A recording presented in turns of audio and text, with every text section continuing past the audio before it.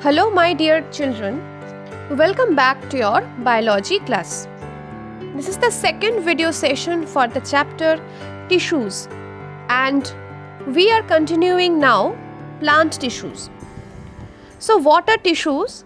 Tissues are the group of similar type of cells which act together to exert an action. And in the previous class, we have talked about meristematic types of plant tissues. So generally we can say tissues in the plants that divide throughout their life. Plant tissues can be classified as mainly the growing or meristematic tissues and the permanent tissues.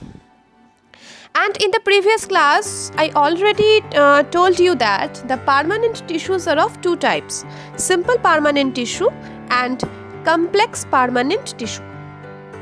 Now let's have a recap on the meristematic one.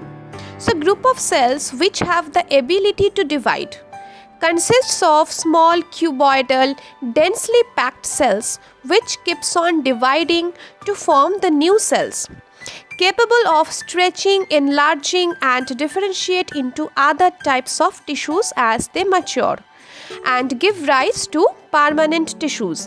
And now students, our topic is the first type of permanent tissue, which will be the simple permanent tissue. And I also told you that these are of three types. So coming to the first one, which is parenchyma. So look at the diagram, schematic diagram under microscope. So these are basic packing tissue, unspecialized life cells, has very thin cell wall, has large intercellular space. So generally we can say parenchyma is the most common simple permanent tissue. And with very thin walls, that means the cells have very thin walls, and of course they are all living cells. Some parenchyma contain chlorophyll to perform photosynthesis, and this type of parenchyma is also termed as chlorenchyma. You can see this is a chlorenchyma diagram under microscope obviously. So in case of some aquatic plants, large air cavities are present in parenchyma to help them float. So this type of parenchyma is termed as aerenchyma. So here are such divisions of the parenchyma like chlorenchyma, aerenchyma, etc.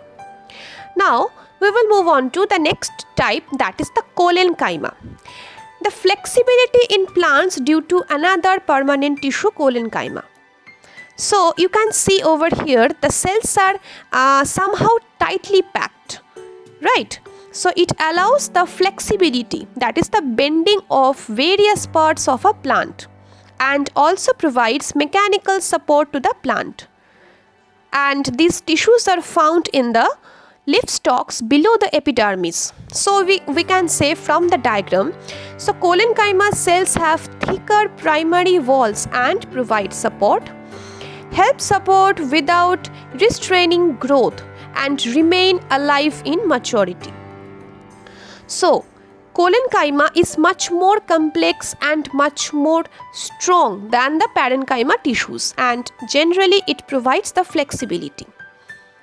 So now our third type is about sclerenchyma. So tissue responsible for stiffness, that means it is very hard. That means the cell wall is very hard, and that cell wall is composed of generally lignin, and mostly the cells are dead in this tissue. Suppose you just have an example, the husk of coconut, which is very hard. So these are the type of sclerenchyma. So no intercellular space. So as a whole we can say it is a tissue of dead and thick walled cells having no intercellular space. The thickenings are of cellulose or lignin or both.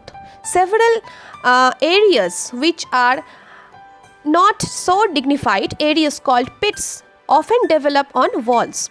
And what is the function? The chief mechanical tissue, and which provide the strength and proper rigidity. Okay.